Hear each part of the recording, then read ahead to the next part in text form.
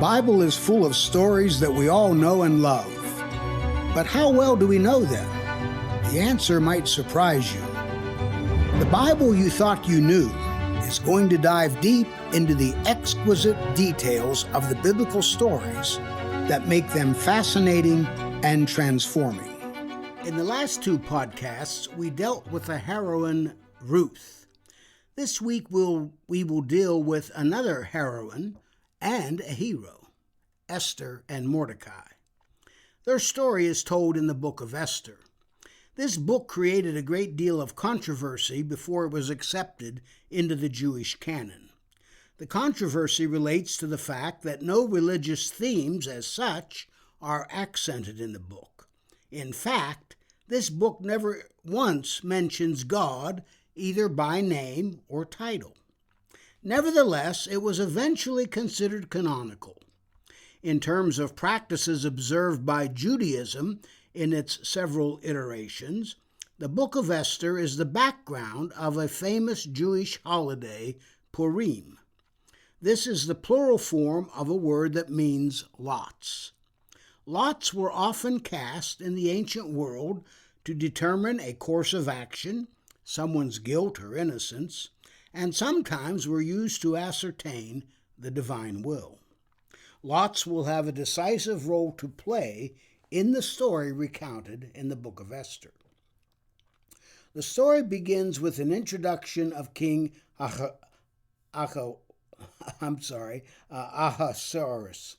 I'm going to call him by his name, his Hebrew name, Ahasuerus, who ruled an empire that extended from India to Ethiopia and boasted 127 provinces.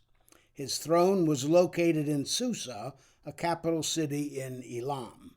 That's in verses 1 and 2 of chapter 1. Some historians believe that Ahasuerus is the same as Xerxes I, who reigned from 485 to 464 before the Common Era. In any case, in the story at hand, in the 3rd year of his reign, the king gave a great banquet to which he invited princes and servants, even military personnel who had significant jobs in Persia and Media, the empire itself. That's in verse 3. This was no simple state dinner. It lasted for 7 days. The dinner took place in the palace garden. As well, for almost 6 months previously, the king displayed his wealth and glory with appropriate pomp. That's in verse 4. The description of the curtains, tapestries, pillars, couches, mosaics, and precious stones was stunning. Everything was opulent. Drinks, for example, were served in golden goblets. Of course, the royal wine was lavished on the guests, who were allowed to do whatever they wanted during the festivities. That's in verses 5 through 8 of chapter 1. At the same time that the king's banquet was going on, his queen, Queen Vashti, gave a parallel banquet for women who served in the palace, which belonged to King Ahasuerus, quote unquote. The narrator reminds us. That's in verse 10. On the 7th day, when the king was feeling the effects of the royal wine after a week's worth of drinking, he ordered his 7 eunuchs, all of whom were named, to summon Queen Vashti. She was to come with full regalia and sit with the king. He was king to show everyone how beautiful his queen was. That's in verse 11. Incredibly, Queen Vashti declined this request, something that enraged King Ahasuerus. That's in verse 12. This violation of protocol created a crisis for the king. He therefore convened a number of legal experts to determine a course of action. These impressive officials were named. Collectively, they decided that not only had Queen Vashti had done wrong in refusing to sit with the king, but had also created a condition in which women in general would interpret the queen's actions as a license to view their own husbands with contempt. In a patriarchal and extremely misogynistic society, this situation could not be tolerated. Therefore, the legal experts advised the king never again to invite Queen Vashti to sit with him in an official circumstance. Also, they advised that the king transfer the queen's royal position to another woman, quote, who is better than she, end of quote. That's in verses 13 through 19 of chapter 1. The experts surmised that this severe reaction would let the women of the realm know how important it was to honor their husbands. The king quickly implemented this advice. The realm soon learned what had happened to the status of Queen Vashti. From now on, every man was to be lord in his own home. Verses 20 to 22 of chapter 1. In time, King Ahasuerus arranged to supplant Queen Vashti. Officials were appointed throughout the kingdom to invite beautiful young virgins to join the king's harem in Susa. Hegai, the eunuch in charge of the king's women, would see to the harem's care. From this new group, the king would choose a woman to be his next queen. That's in the first 4 verses of chapter 2. Before we learn of the outcome of this search, the story pivots to tell us about an incident involving a man by the name of Mordecai. He was living in Susa, having been carried away from Jerusalem with other captives when Nebuchadnezzar, king of Babylon, had defeated Jeconiah, the king of Judah. This meant, of course, that Mordecai had been an Israelite exile.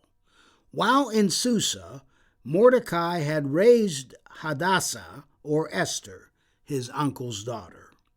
Esther was an orphan, which was the circumstance leading her to be brought up by her cousin, Mordecai. Mordecai even adopted Esther. As it turned out, she was a beautiful woman. That's in verses 5 through 7 of chapter 2. Predictably, when young, beautiful virgins were gathered for the king's harem, Esther was also selected. She was now under the purview of Hegai, the eunuch. Almost immediately, Esther made a favorable impression on the eunuch. This had the benefit of her receiving good care, including plenty of food. Esther, therefore, along with 7 other women, soon had a favorable place in the whole harem. At no time had Esther revealed her identity to anyone. Mordecai had insisted that she keep this information to herself. As for Mordecai, every day he watched from a distance to know how Esther was doing. That's his verses 8 through 11 of chapter 2. The custom that was being observed in this harem situation was as follows. Each woman, after a period of 12 months of being cared for, would be summoned by the king.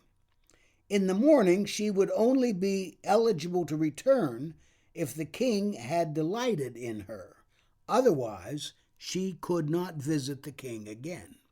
She would become one of the king's concubines, but could not go to the king unless summoned by name. That's his verses 12 through 14 of chapter 2.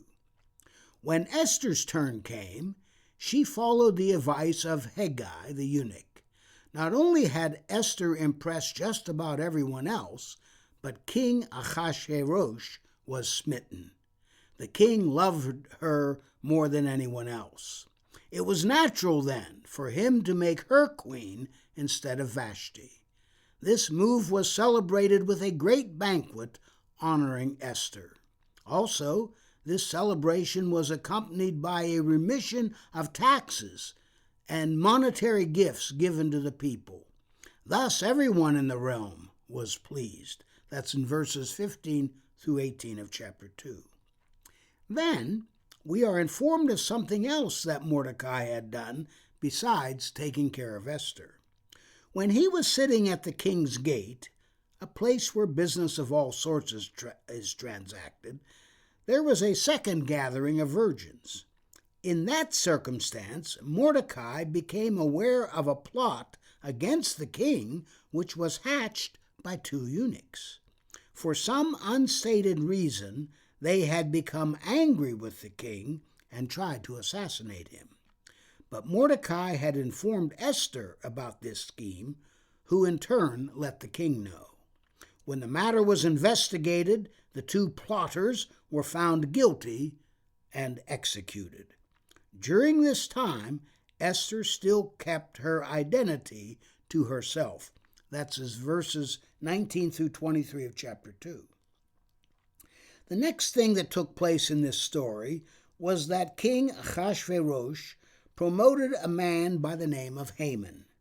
He was given a very important position, outranking even the empire's princes. That's in verse 1 of chapter 3.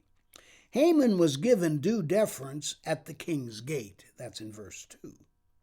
Unfortunately, however, Mordecai did not bow when Haman was in his presence. Mordecai was asked when he engaged in this affront, but he said nothing. When Haman learned of this insolence, he was furious. Unfortunately, Mordecai had not kept his identity secret. He had revealed that he was a Jew. Instead of dealing with Mordecai personally, Haman decided to take out his fury on the Jews generally.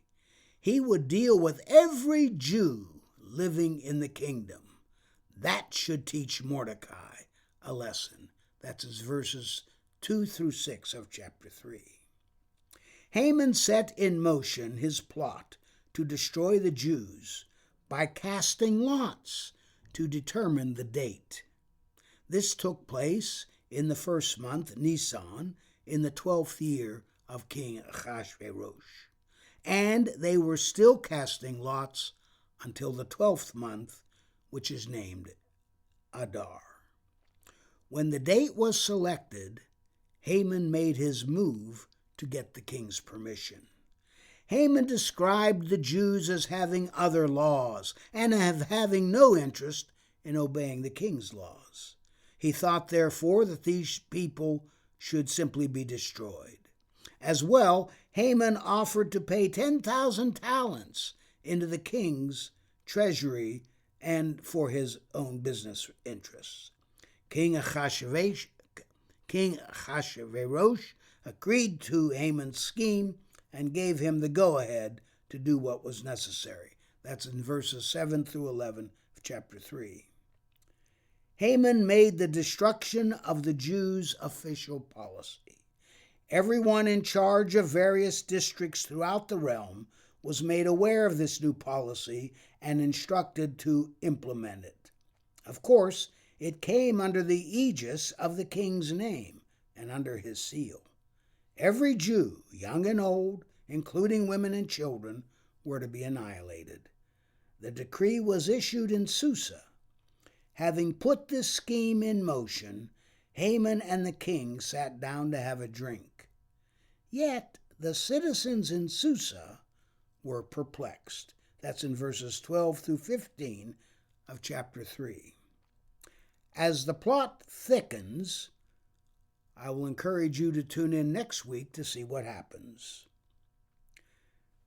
Let me encourage you to go to my website, faspina.com. Let me know what your email is so I can contact you. If you have a question you would like me to answer in a subsequent Q&A session, just email me at fspina106@gmail.com. I want to thank you so very much for listening to The Bible You Thought You Knew. I have a question for you. Do you have a question or topic that you'd like me to cover on the podcast? If so, all you need to do is head over to Apple Podcasts and do two simple things. One, leave a rating and review telling me what you think of the podcast. Two, in that review, Ask anything you want related to the Bible. That's all you have to do. Then, listen in to hear your question answered on a future episode. Join us next time on The Bible You Thought You Knew when we discuss Jesus' personal Bible. God bless.